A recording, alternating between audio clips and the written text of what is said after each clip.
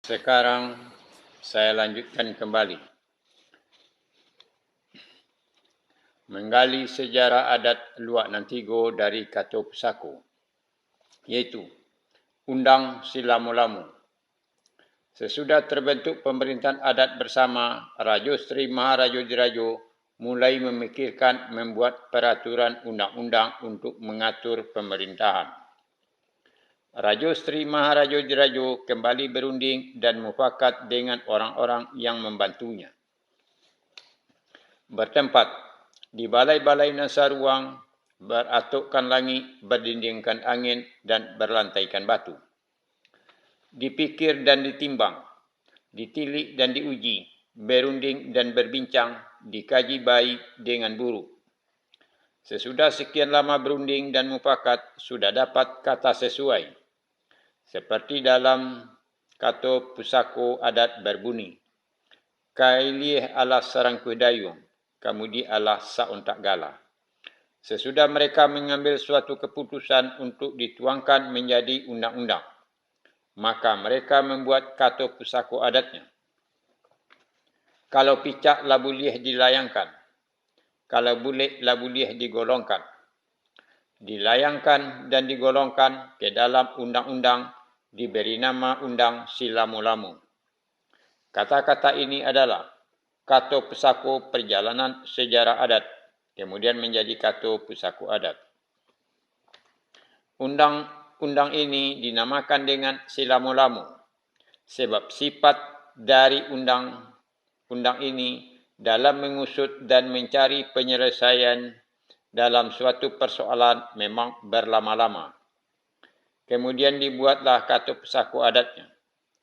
Bajalan cando siganjui lalai, pado pai surui nalabih, karajo bayi elok dipacape, pado disalo dek dan buru, karajo buru elok dipalambe, untung disalo dek dan bayi. Kata-kata ini merupakan Kato Pusako Perjalanan Sejarah Adat, kemudian menjadi Kato Pusako Adat. Gunanya Undang Silamu-Lamu. 1. Memupuk kepercayaan para penduduk kepada Rajo Sri Maharajo Dirajo sebagai pemimpin pemerintahan adat bersama. Sebab pemerintahan adat bersama baru dibuat dan para penduduk asli belum terbiasa dengan itu. Kedua, mendidik para penduduk asli dalam kehidupan sehari-hari agar lebih baik dari hari-hari sebelumnya. Ketiga, mengajarkan para penduduk asli menghormati pemimpin mereka dalam kehidupan berkelompok dan menghormati Rajo Sri Maharajo Dirajo sebagai pemimpin pemerintahan adat bersama. Keempat, mengajarkan para penduduk asli agar tidak bertindak sewenang-wenang. Kelima, apabila terjadi perselisihan silang sengketa yang menjurus dan akan bermuara kepada pembunuhan, diselesaikan dengan jalan berunding dan mufakat dengan pimpinan mereka dalam kelompok. Maka dibuatlah Kato Pusako adatnya. Nan kusui diselesaikan, nan koruh dijonihkan. Kata-kata ini adalah Kata Pusako Perjalanan Sejarah Adat, kemudian menjadi Kato Pusako Adat. Keenam, apabila persoalan tidak juga bisa diselesaikan oleh pemimpin kelompok mereka, Rajo Sri Maharajo Dirajo atas nama pemimpin pemerintahan adat Pasumayam Kota Batu akan mengambil alih persoalan itu demi menegakkan keadilan dan menegakkan peraturan yang sudah dibuat. Maka dibuatlah Kato Pusako adatnya.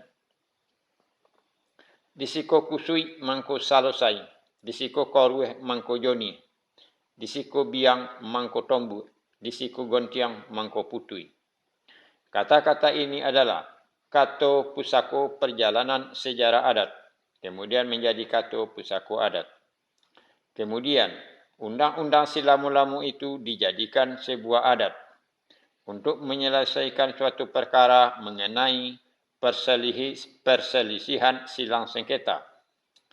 Sebagai catatan, Undang si Lamu-Lamu masuk dalam hukum Lamu. Itulah mengenai Undang si Lamu-Lamu. Nanti akan dilanjutkan dengan menegakkan dan menanam datu yang pertama. Terima kasih.